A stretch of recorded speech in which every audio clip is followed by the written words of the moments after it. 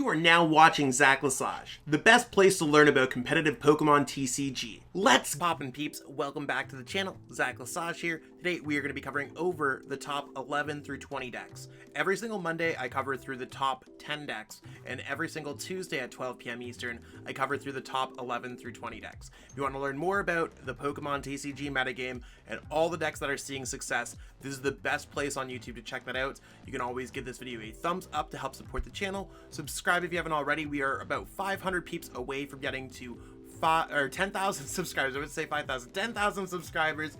Let's absolutely get it. And let me know in the comments below what decks you think are going to be making this list. And I do get back to everyone's comments eventually, whether it's 1 day, 2 day, whatever. So I'll ask you, what decks do you think are going to be in this video? Which decks do you think are in the top 11 through 20? You can put your 16 through 11 or however it works. Let me know in the comments below. That being said, let's jump into our number 20 spot. Sneaking into number 20, dropping all the way from number 9, is ETERNATUS VMAX. ETERNATUS VMAX is all about its Eternal Zone ability, getting that big bench and hitting hard with Dread End. Now this build plays Galarian Weezing to kind of slow down the metagame, and with all the Drizziles and just random other support Pokemon that have abilities seeing success, can totally see why Galarian Weezing is in this deck. Now this deck only got 10 CP. I do want to kind of explain what's going on with the CP. I kind of cover all the events on the play limit list on a week-by-week basis, from events that have 4 players all the way into the 500 plus range.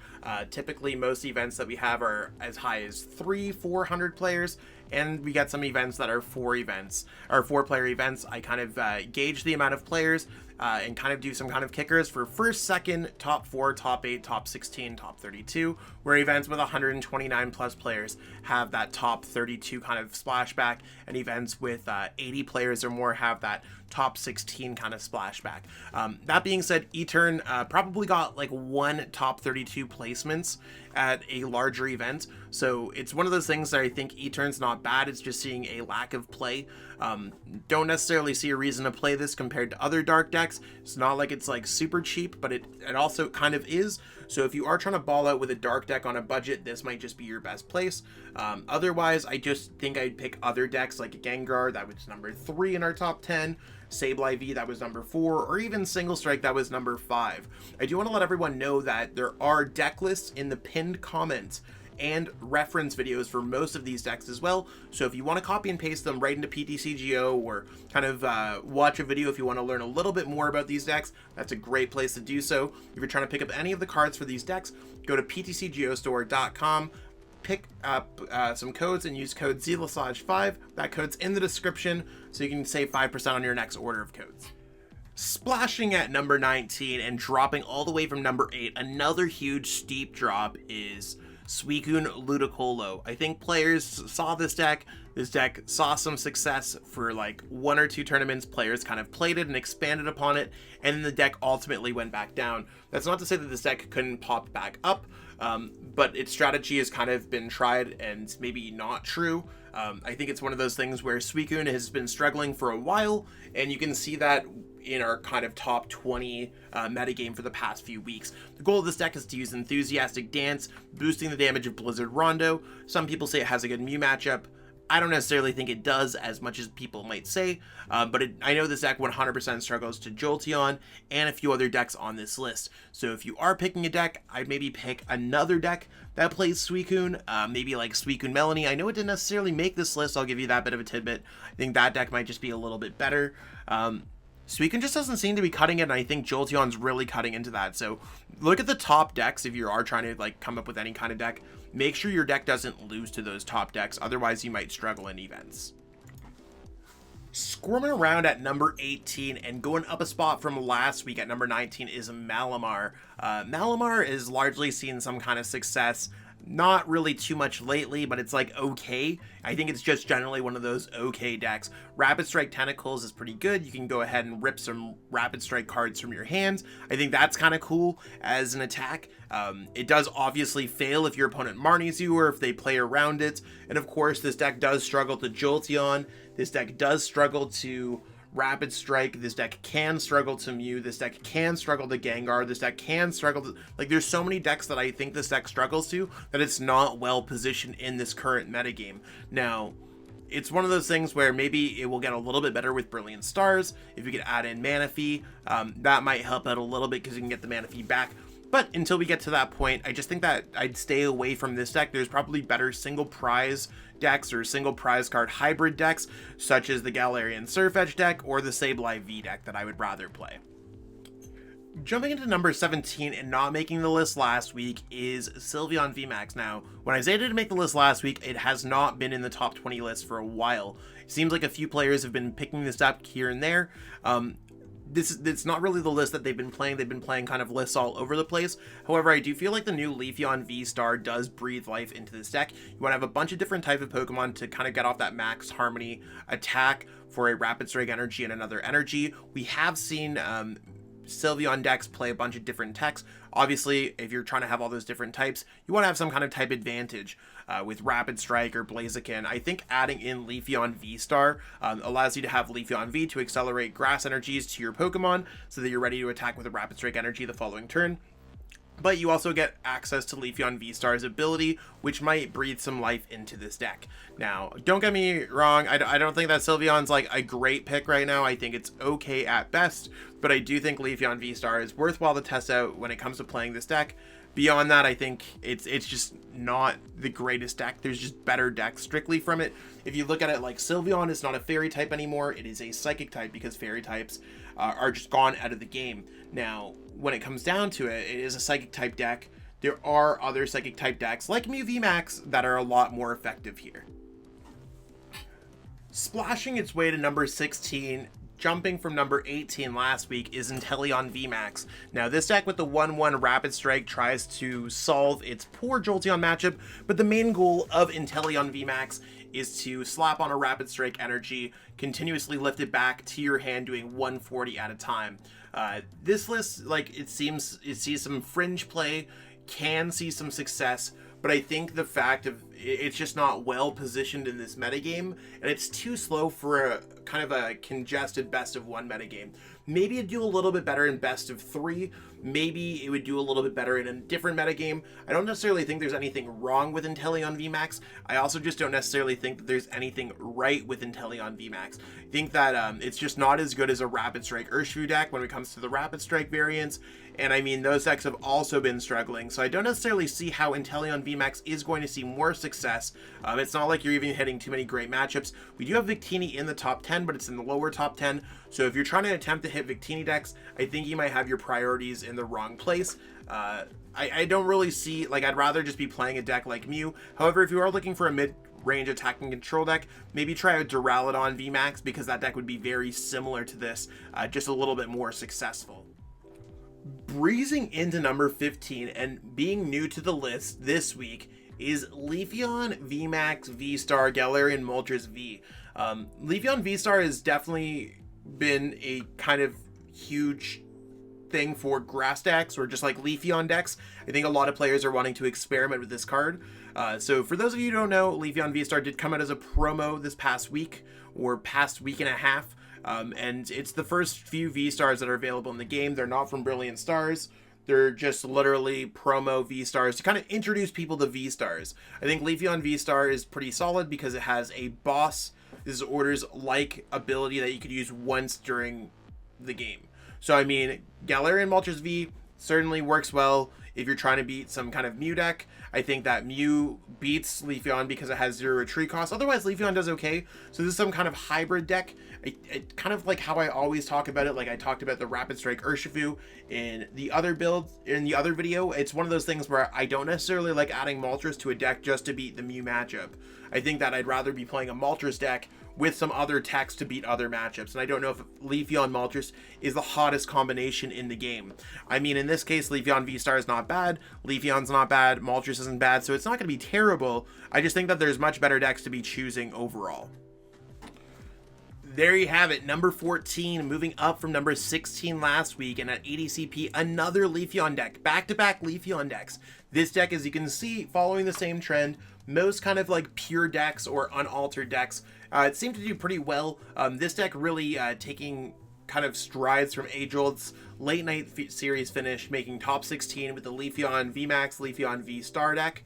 I think that that's kind of a cool take on the deck, just being able to have like that Ivy Star ability just to kind of gust up whatever you want can be huge. And the Leafeon V-Star can get through things like Zamazenta, and it can maybe two-shot a Mew deck as only a 2-prize card Pokemon, so I do think it's an alright card. I think Leafeon V-Star makes Leafeon slightly better, but not to the point where I think it's necessarily going to touch the top 10 for the foreseeable future. Now, I do want to throw my wild idea out there. I do know that there was a while where we saw Leafeon V in Mew decks, just to kind of get that extra energy and stuff like that. I think it's kind of cool, especially like in a Duraludon metagame. Maybe we'll see Leafeon V with Leafeon V-Star in Mew VMAX decks to just be a little bit more aggressive, so you can play Elsa, Sparkle, and Ivy Star in the same turn. That's my kind of idea of where I think Leafeon V-Star could be really good in Standard. I know that's not necessarily following my pure kind of Mew VMAX or pure Leafeon kind of deck standard, but I do think the Ivy Star ability is not necessarily an attacking Pokemon. It's more of just a cute little tech in some decks. But by all means, we'll have to see if that gets to be worth, like, if it's worth anything. Otherwise, I think Leafeon V-Star is probably appropriately placed. Again, all of the deck lists are in the pinned comment below, along with reference videos for most of them. Galloping all the way to number 13, staying at number 13 last week, is Ice Rider CALYREX VMAX. The whole strategy of this deck is to basically use Melanie and attack with Ride of the High King or Max Lance, choosing how you want to display your damage output, of course with that INTELEON line to kind of get you set up. I think that this deck has kind of fallen into a mid-tier or lower mid-tier deck, where there's more neutral decks such as Single Strike or Zacian in the metagame than Ice Rider. That's not to say that this deck can't score a few wins or that it's underappreciated in the metagame. I think that's all of the above. I do think this deck is currently better than some decks in our top 10. Not necessarily going to name names, but I do think it does have the potential to make top 10. That being said, the fact that it's number 13, I don't really see any difference from playing the 10th best deck to the 15th best deck. If you're not playing the first, second, third, or fourth best deck, you got to ask yourself, why are you playing your deck? I mean, I think that, again, there's no fire type Pokemon to be countering in this metagame. There are metal type Pokemon that are going to be countering you. I do think you can struggle against random matchups in the top decks, so keep that in mind as you kind of travel through the metagame. I just ask yourself, why are you actually playing your deck? Countering the meta all the way to number 12 and jumping up from number 15 last week is Counterbox. Now, Counterbox saw a lot of success when Gabriel Samedo was able to see some they played it to a strong finish, or a few strong finishes a couple weeks ago. The deck's really fallen off since, as players have just experimented with other decks. I think in that time, the Galarian SIRFETCH'D V deck has come out. I think that the Gengar V deck has come out, and I think that this deck doesn't necessarily hold its own against those decks, or it doesn't necessarily have as much meta share as those decks. So I think if you're picking a counter deck, you got to really choose the right counters for the metagame. I think that SUICUNE V absolutely does nothing to the metagame, and if anything, loses to Lightning type Pokemon. I do like Moltres and Zapdos. I think that those do a pretty decent job. Again, we see the theme of dark and fighting type Pokemon are good. If there was another card that I'd really be adding in here, I'd probably be adding in another Zapdos or another way, like maybe Ditto's a great way to get back Zapdos. I try to be finding, like, maybe even just like Moltres Zapdos with Leafeon V-Star might be a little bit better than what currently this list looks like. So as a current counterbox list, I don't necessarily think it counters the metagame as well as other decks. It does okay, especially if you have a player who sees some light success with it, but I don't necessarily think this deck is as successful as other decks in the format.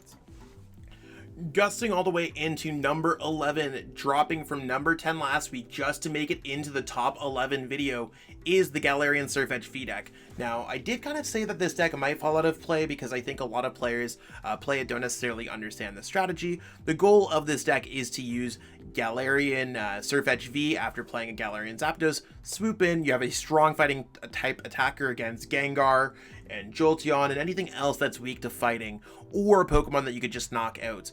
Now, beyond that, you're just going to be doing some simple chip damage away with Hoopa during the process. Assault Gate, Assault Gate, Assault Gate, and then at some point after your opponent's drawn some prize cards, you can use the baby Galarian Moltres to use Fiery Wrath, similar to the Sableye V deck. To me, this is the Fighting in Dark version of the Sableye V deck. I actually like this deck better than the Sableye V deck, and I do think this is a top 10 deck in format. I think it just works out well. High skill deck, 100%. I don't necessarily think that this deck is easy to play, and that's usually what scares people away from it. This deck can dead draw for the first 3 turns and still come back. I think players might scoop during those first 3 turns. So I think this is an unfortunate case of the deck is still a little bit under refined, and players are a little bit worried about seeing their success with this deck after playing it through. However, I do see that there is some kind of light at the end of the tunnel for this deck.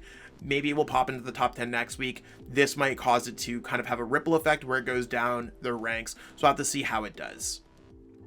And that's what we got going on for this video today. Hopefully you all enjoyed learning more about the decks. I mean, I think the metagame's kind of been a little bit stale lately, especially as a lot of players anticipate Brilliant Stars. With that being said, once we get Brilliant Stars, these videos are going to have a new kind of breathe some life into it a little bit. You know what I'm saying? It's one of those things where I think the format's going to be a little bit better, and there's going to be some new decks. So stay tuned for all of that. Hope that everyone gives this video a thumbs up. It does help signal boost. It's a free way to help support the channel. Subscribe to the channel if you haven't already. I mean, you made it to the end of the video. Double check to make sure that you've already subscribed. It does really help out a lot when it comes to the growth of the channel. And let me know in the comments if all these decks you expected them. Now, if you are trying to support a little bit more, consider becoming a YouTube member. Our YouTube membership, you can get access to my free deck lists, all that great stuff with the deck list hookup. Same thing on Patreon, that does directly support me as a content creator. You can get some coaching at metafy.gg/@ZachLesage. That's in the description. You can go ahead and get some one-on-one coaching, whether or not you want to get some action for in real life, you want to get a feel for what's going on for that, or if you're just you're feeling like you're stuck in a rut when it comes to online play, I can definitely help you grow as a player there. If you're looking for any of the cards to pick up any of these decks or any decks in general, go to Ptcgo store, plug in code ZLesage5 to save 5% on your next order of codes. That being said, I'll catch up with all y'all next time. Peace out and have a great one. I truly appreciate you taking the time out of your day to watch this video. It means the world to me. And my goal with this channel is to spread my love of the game and knowledge with our entire Pokemon TCG community. If you haven't already, help signal boost this video to other Pokemon TCG fans by liking it, sharing it with your friends, and subscribing to the channel. Hopefully we reach our goals really soon. Check out this recommended video, and have yourself a great day. Thanks.